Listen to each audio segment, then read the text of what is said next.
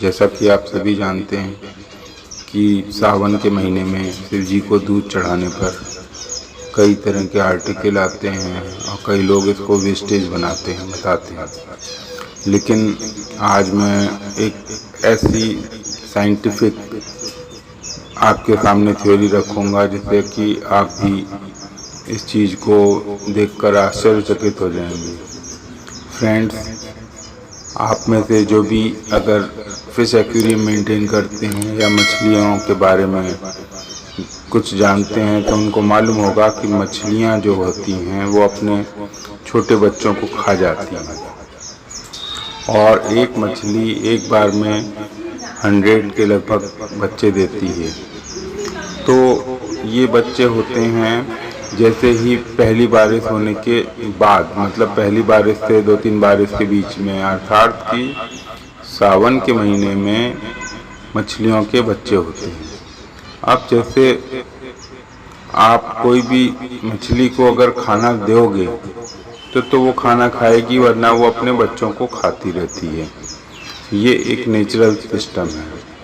तो आप सभी जानते हैं कि जैसे कि हमारे पुरानी सभ्यता रही कि हर एक तालाब के आसपास ही हमारे गांव होते थे या शहर नदियों के किनारे होते थे। तो जब भी सावन के महीने में आप दूध चढ़ाएंगे शिव जी को, तो वो सारा दूध बह के सीधे सीधे तालाबों में या नदी में या जल स्रोतों में पहुंचेगा। और साथियों, ये एक मेरी खोज है कि मछलियों को पनीर जो हम देते हैं ना, वो उनके बच्चों के ग्रोथ के लिए बेस्ट होता है। और ये मैंने पहले भी इसके बारे में कई वीडियो भी दिए हैं और कई दूसरे आर्टिकल में भी दिया है कि पनीर बेस्ट होता है। तो आप जब भी दूध इसमें डालते हैं तो वो एसिडिक चीज़ों के और नेचुरल चीज़ों के बीच में आके फट जाता है और वो पनीर के रूप में ही डेवलप हो जाता है।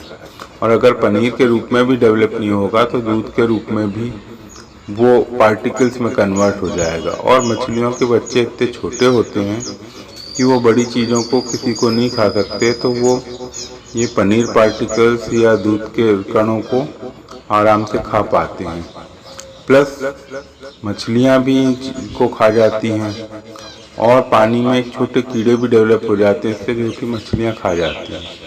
मछलियाँ वैसे तो आप कहेंगे कि मेरी मछली तो नॉनवेज लोगों के लिए है, लेकिन ये हमारे लाइफ साइकिल के लिए बहुत इम्पोर्टेंट है, क्योंकि मछली कोई भी तालाब के पानी को प्रदूषण मुक्त रखती है एवं कीड़े मकोड़ों को साफ करके स्वच्छ पानी देती है। सावन के महीने में हम मछलियों को ग्रो ही नहीं होने देंगे तो वो मछलियाँ बड़ी कैसे रहेंगी, कैसे तालाब में रहेंगी।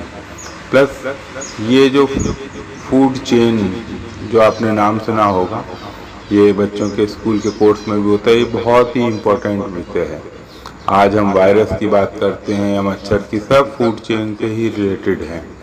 और फूड चेन जब ब्रेक होती है तब प्रकृति डिसबैलेंस होती है और हमें समस्या आती है जीवन जीने में।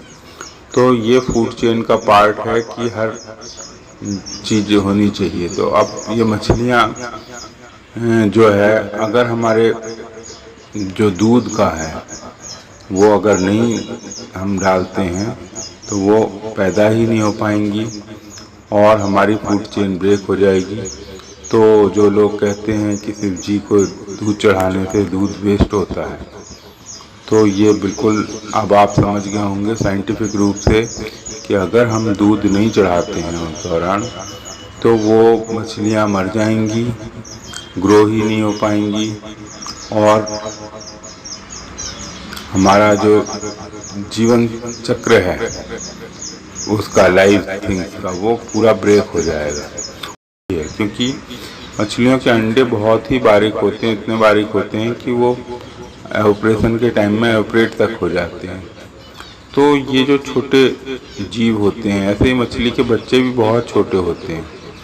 और आप अगर कभी किसी को अनुभव हो तो वो देखेंगे कि बरसात के सीजन में तालाब मछलियों के बच्चों से भर जाता है। इवन कि कई बार जो तालाबों का पानी जब बारिश से बह के जो दूसरे स्रोतों में आ जाता है या ऊपर निकल के नालों में बह के दूर आता है, तो उसमें भी मछलियों के बच्चे बहुत सारे बहते हैं।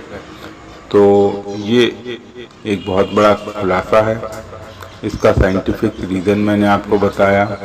इसे देख के हमें लगता है कि हमारे धर्म की एक एक चीज़ें और एक एक नियम जो हैं वो बहुत ही साइंटिफिक डीप स्टडी करके बनाए गए हैं।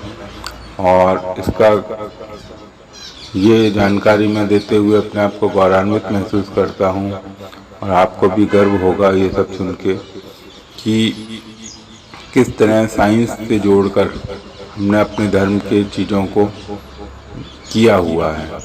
तो आपको ये जानकारी कैसी लगी? अच्छी लगी हो तो कृपया दूसरों को ज़रूर शेयर करें, और हमें अपने भारत पर गर्व करने का एक बार फिर मौका मिलता है। Thank you.